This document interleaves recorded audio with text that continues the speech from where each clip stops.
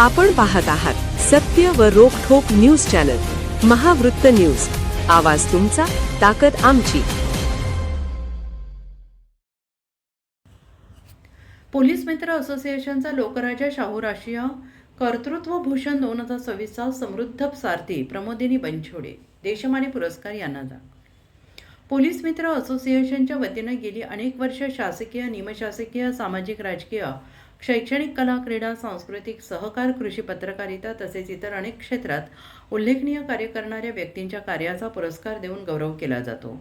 यावर्षी या उपक्रमाचे सातत्य ठेवत 26 जून लोकराजा राजर्षी शाहू महाराजांच्या जयंतीचे औचित्य साधून केंद्रीय मंत्री आणि राज्यातील कॅबिनेट मंत्री आणि इतर लोकप्रतिनिधी आणि प्रशासकीय अधिकारी यांच्या प्रमुख उपस्थितीत लोकराजा शाहू राष्ट्रीय कर्तृत्व भूषण पुरस्कार 2026चे आयोजन करण्यात आले असून इचलकरंजीतील प्रमोदिनी बनछोडे देशमाने यांना बँकिंग क्षेत्रातील समृद्धी सारथी पुरस्कार जाहीर करण्यात आल्याने निवडपत्र पोलीस मित्र असोसिएशन संस्थापक अध्यक्ष डॉक्टर युवराज मोरे यांच्या हस्ते आणि टीम प्रमुख मिलिंद चव्हाण यांच्या उपस्थितीत देण्यात आले. जन्मापासून ते आत्तापर्यंत प्रवासाची माहिती महावृत्त न्यूजशी बोलताना सांगताना भावुक होत त्यांनी प्रतिक्रिया दिली.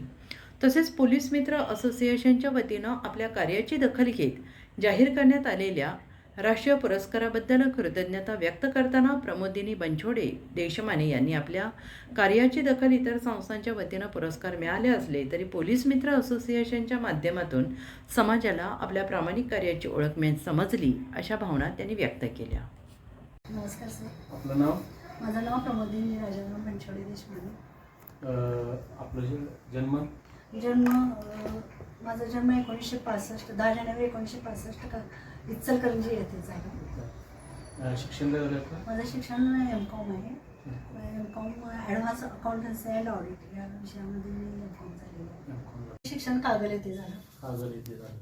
आणि त्यानंतर माध्यमिक शिक्षण कागल येथे झालं. कागल विद्यालय, कागल, यशवंतराव गाडगे आत्ताचं विद्या मंदिर.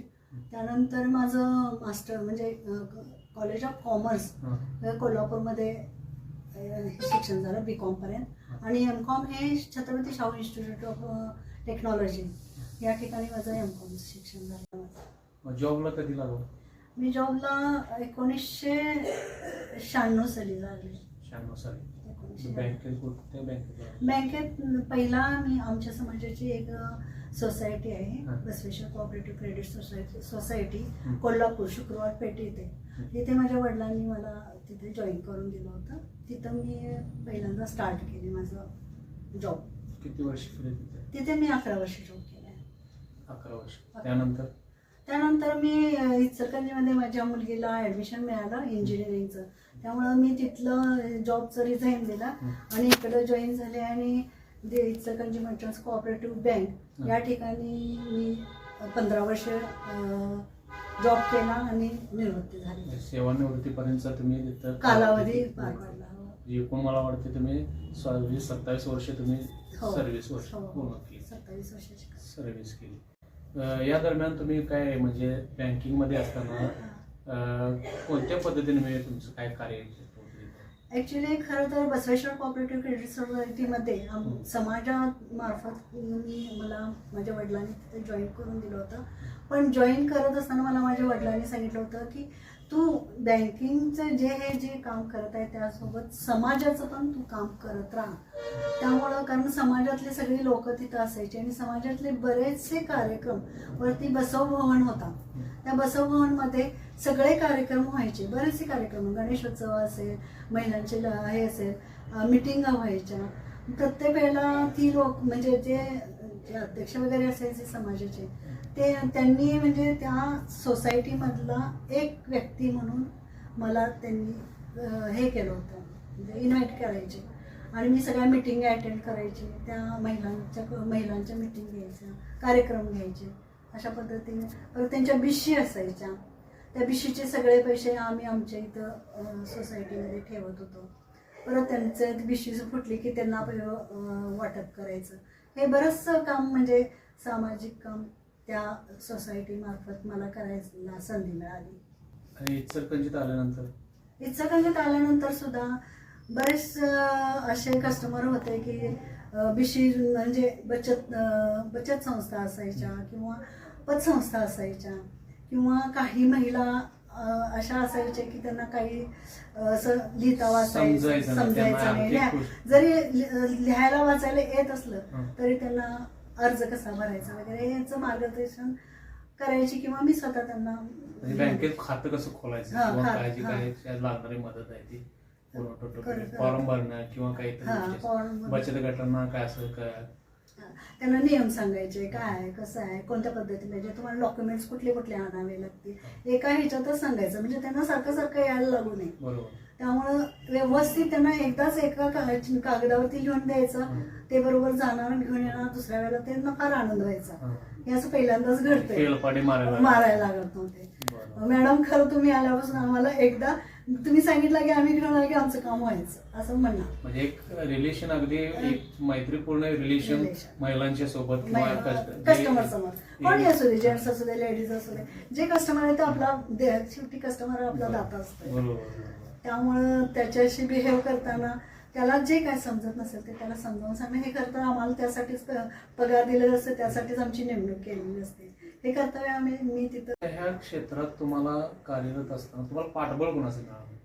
सगळ्यात जास्त पाठबळ म्हटलं तर मला माझ्या आई वडिलांचंच मिळालं. कारण मला आई वडिलांनी तसं पुनर्जन्मच दिलेला आहे आणि त्यांनी ह्या समाजामध्ये काम करत असताना किती स्ट्रॉंग माइंडेड राहिलं पाहिजे आणि लोकांशी कसं राहिलं पाहिजे.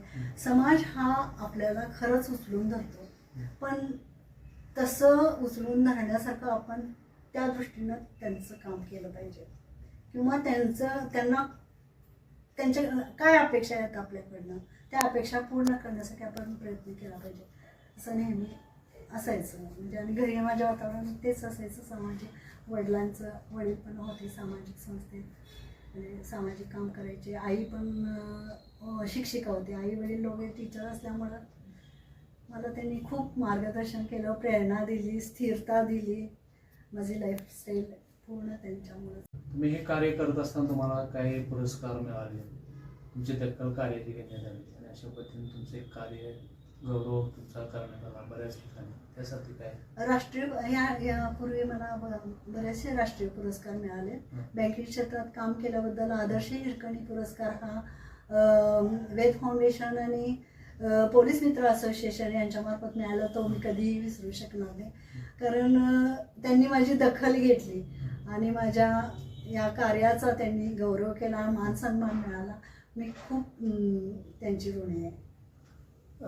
सध्या तुम्हाला राजेश शाहू महाराजांच्या जयंतीचा औचित्य साधून पोलीस मित्र असण्याच्या वतीनं लोकराजा शाहू कर्तृत्वभूषण पुरस्कार 2026चा राष्ट्रीय समृद्धी सारथी पुरस्कार तुम्हाला जाहीर करण्यात आला त्याबद्दल काय तुम्हाला? खूप एक्साइटेड आहे. खूप छान वाटतंय कारण आजपर्यंत केलेल्या कष्टाचं फळ मला आज मिळत आहे. कारण बँकिंग क्षेत्रात काम करणं एवढं सोपं नाही आहे आणि 27 वर्ष मी ते अनुभवलं आहे.